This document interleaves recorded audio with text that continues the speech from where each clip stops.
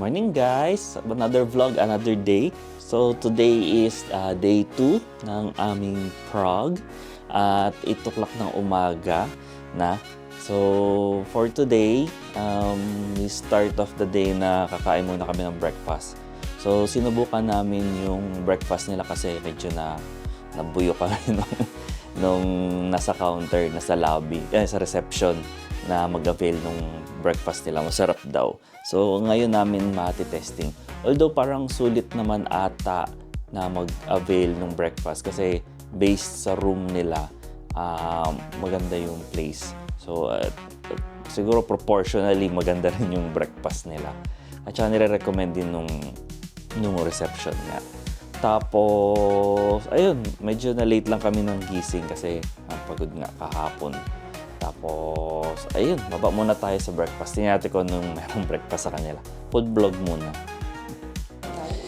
Yan, so, breakfast room. So, parang vault yung breakfast room nila. Ang galing. Totoo kaya to? Totoo kaya? Siguro pa. Kaya nga eh. Totoo kayang gumagana ng vault? Hindi. Hindi siya totoo. The gold safe.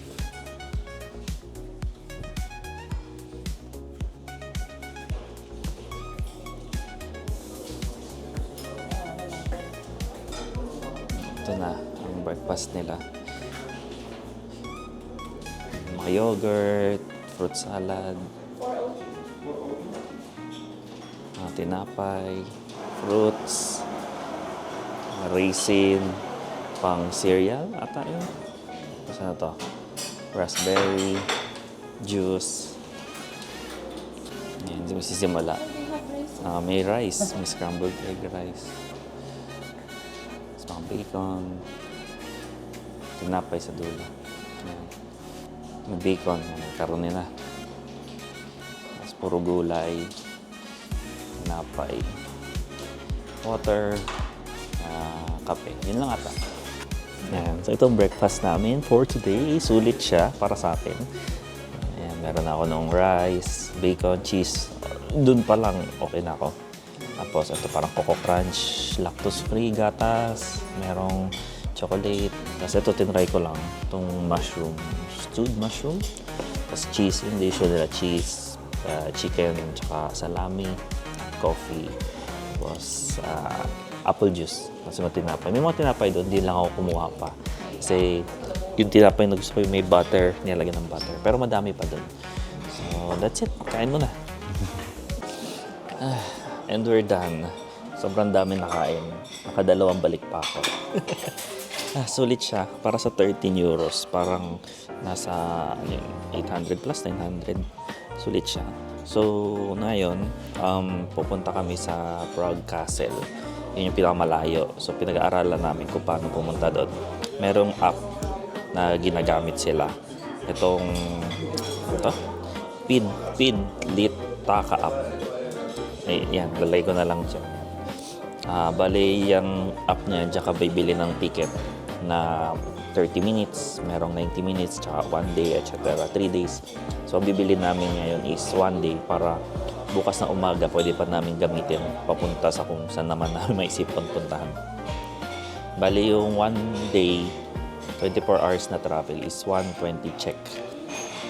Tapos, ang itinerary namin yun sa castle. Then from there, maglalakad. Tapos, kung na lang maisipan na sakyan, pabalik. Kung ano man. Wala talaga itinerary. Super sulit yung breakfast talaga. Inisip ko nga kung mag-avail kami tomorrow. Pero 15 euros na siya. 13 pag nag-purchase ka ng during check-in. Ayun. So, that's it. Balik lang muna sa kwarto tapos magkuha ng jacket and all. Punta na kami sa Prague Castle. We're here sa tram station. Bale, bumili kami ng ticket yun nga dyan sa app na yan. Tapos good for 24 hours. Nagsimula 10 o'clock. Tapos yung sasakyan namin is tram number 15. So every 15 minutes daw from here. Ito malapit lang, doon lang yung hotel namin. Ayun. isa lang sakay namin, tapos bababa na kami sa bandang baba ng Prague Castle. Tapos si Abby, iba na itsura, nakaputi na siya. Kasuot na niya yung binili niya sa Woolworth na magkano yan? 13 euros. Ayan, maganda naman. Kaso naghahanap siya ng isa na panlalaki. Magkakopling kami. Kaso wala. Masyado masikip sa akin. At saka pambabae, iba ang hulma. Parang linya-linya pababa. So, ayun, hintay lang namin yung tram. Medyo yung mga dumadaang tram na iba, papunuan. Hindi na ako makakapag-vlog. Pagbawa na lang namin. 15.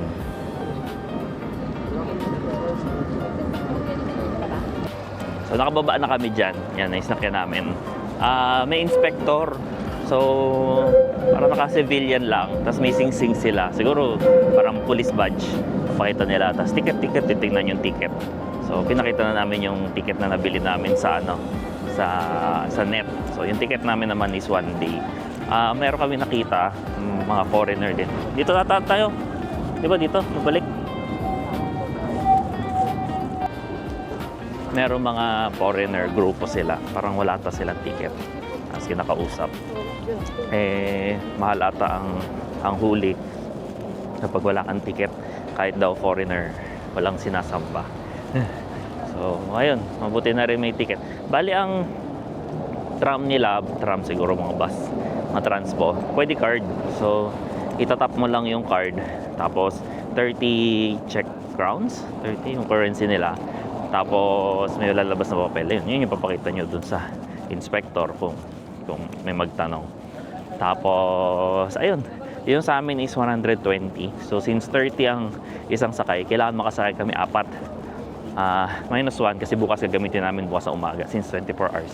So, dapat makatatlo kami. Nakaisa na kami para masulit.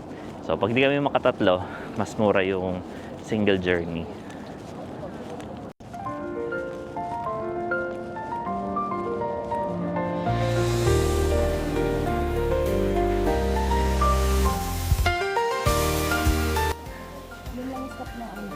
Pagod.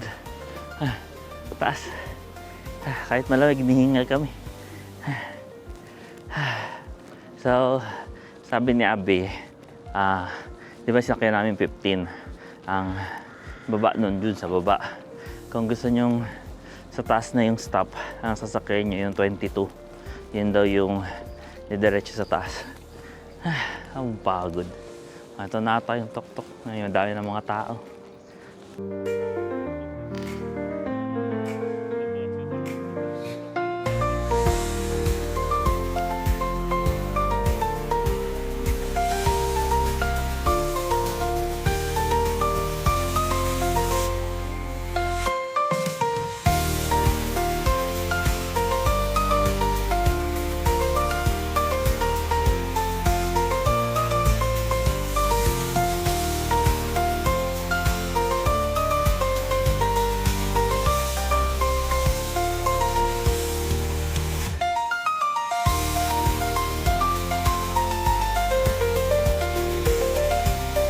Isa sa mga basilika dito.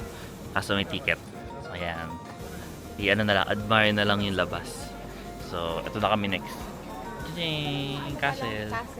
Ayan yung castle. Prague Castle.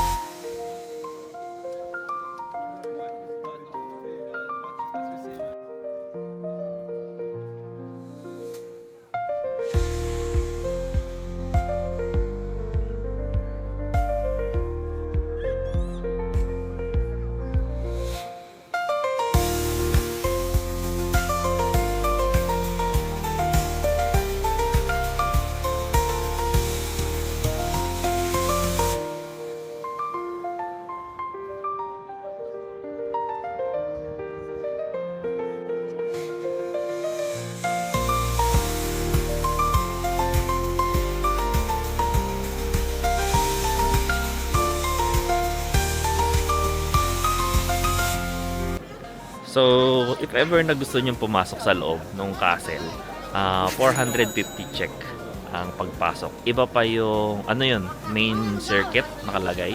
Tapos, pag permanent exhibition, 300. Tapos pag sa picture gallery, 200. Kapag Tower of the Cathedral with view, yun siguro yung nasa taas. May nakita kasi kaming tao nasa taas. 200 din yun. So, ang total, 1,150. Kung tama ang aking math. Para makumpleto nyo yung buong castle na yun. Mga 3,000 mahigit yun. Sige, masaya na kami na nakita yun. Kapambili na lang namin nung clock. Di ba mauuwi. Ayun. Pero kung siya pumasok, hindi kasi kami interested sa mga pagpasok sa mga museum.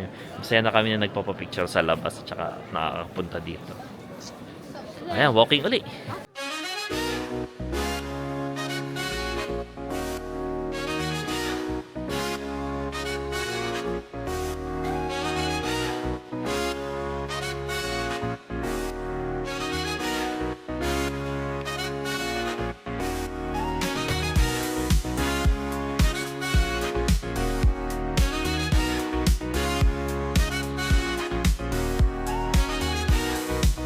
Ang lamig na dito. Kanina doon sa loob ng bandang castle. Kaya kasi hindi mahangin. Dito tama lang lamig pero mahangin. Naninigas na yung mukha ko. Di si Abby, pa-jacket na rin. Kanina wala na kaming jacket. Ayan, hagdan pababa. We're going down na.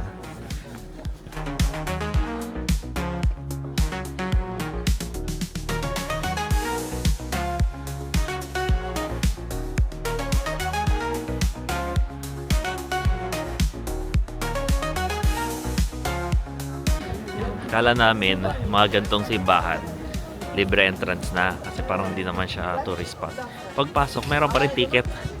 Sabi namin, kala namin like makapagdasal saglit o makabili rosary. Ibayad. Kaya mo na. Dahil meron ibang simbahan dyan. Ay, nakadali.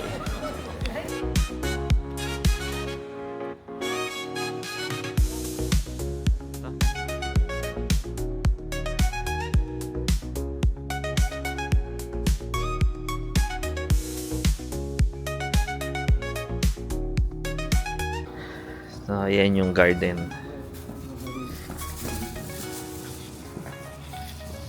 Kaso, mukhang may bayad. Yun, yung mga nauna na yun. Papunta rin dito. Tapos umalis. May bayad siguro. So, it's Abby's call if Teka, titignan ko ang itsura. check niya kung worth it pumasok. Ayun, may bayad. So, ano na lang. Ito yun. Yan, yung VBBTBA garden. So, ayan. Hindi na worth it si Abby. So, next stop uli. Lakad.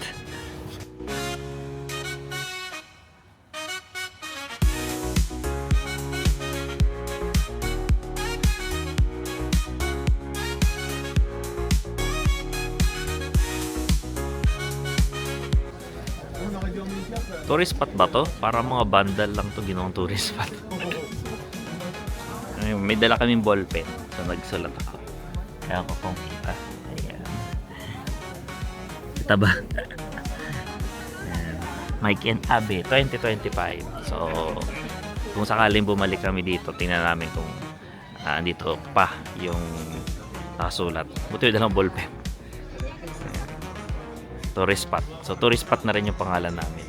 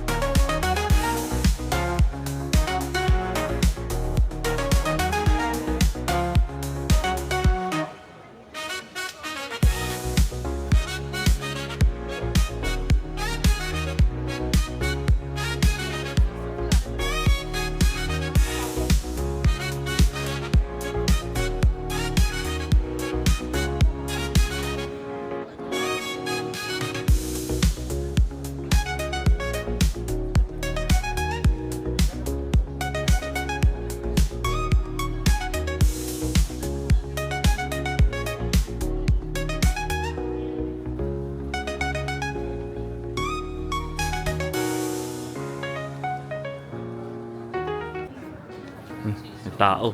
Hindi. Para attraction yan. Siguro may kwento yan dito. Kasabit.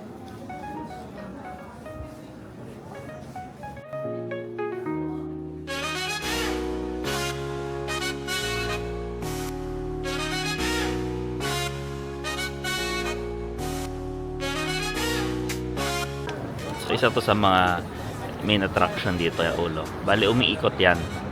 Every 15 minutes, humaharap siya sa ibang direction. So, hihintayin namin. Tapos, for 1 hour, ikot siya parang 360.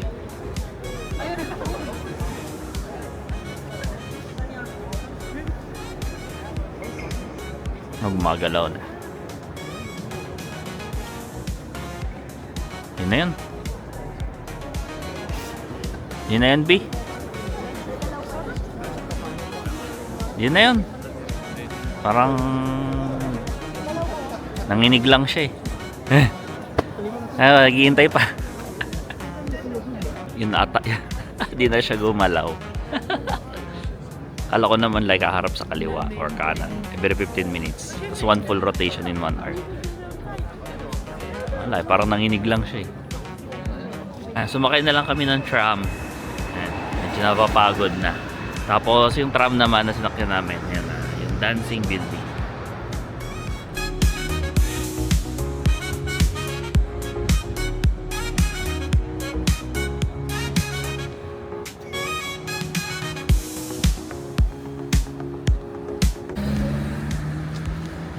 Dancing building. Siguro to yung lalaki. Tapos yung kamay. Tapos yung babae is masayaw. Yung mga paa. Kaway. Yun, ito. Yan, yung kotse na yan. Parang ano siya, tour car. 100 euros isang kotse. Kahit ilan na kayo doon. Siguro hanggang 5 siguro ang kasya. Tapos, yun, 100 euros. 1 hour siya. Picture. So, from here, chinek na rin namin yung tram na sasakyan. Isang tram lang. Nakababa na kami yun sa malapit sa hotel kung saan kami sumakay. So, maganda siguro talaga yung lugar ng hotel namin. Tapos, ayun, papahinga muna kami. Then from there, mag-iisip ko ano kakainin. Pero technically, yun na. That's it. That's our tour sa Prague. Pinunta na namin lahat ng gusto puntahan ni Abby. Tapos sa gabi, doon na lang ulit siguro Old Town. Yan, nakababa na kami. Meron na naman inspector. So nagtanong na naman kung nag-check ng ticket. So pinakita ko na lang yung sa cellphone. Medyo masipag sila mag-inspect ng ticket dito. Ayun. Kailangan magbayad. Pogi daw. Yan. Dahil sinabi niya mag-aaway kami mamaya. Hindi, para kay JM na. Okay. Sige. Malapit na lang yan. Doon ang papunta yung hotel namin. Tapos papahinga lang saglit. Tapos lunch.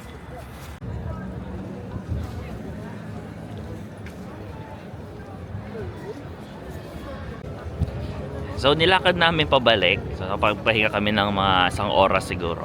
Tapos nilakad na lang namin pabalik para lang makita tong place ng maaga, maliwanag. Kasi kahapon dilim na eh. Tapos tomorrow kasi sa base sa weather, uulan. Kaya sinusulit na rin namin yung pagpunta dito. Bukas na yung rest day namin. Tapos kung uli maisipan kung babalik dito or mag-shopping.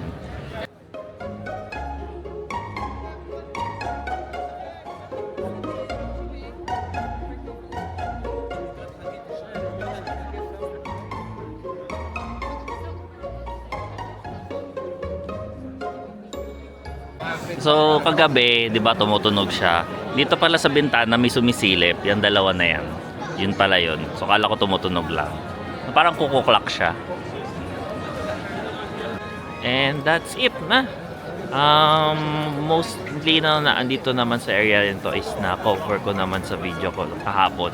So maghanap na lang kami ng kakainan, then papahinga. Bili siguro ng konting souvenir and we'll call it a day. So that's it. Tomorrow rest day, so I'm not sure, baka di na rin naman mag-vlog. Then yung next is pupunta kami sa next country, di ba? Country, which is Vienna, Austria. So, ayan. Kung nag-enjoy naman kayo, di pa kayo nakasubscribe, don't forget to follow, like, share, subscribe, etc. Hanggang bukas ulit. Bye!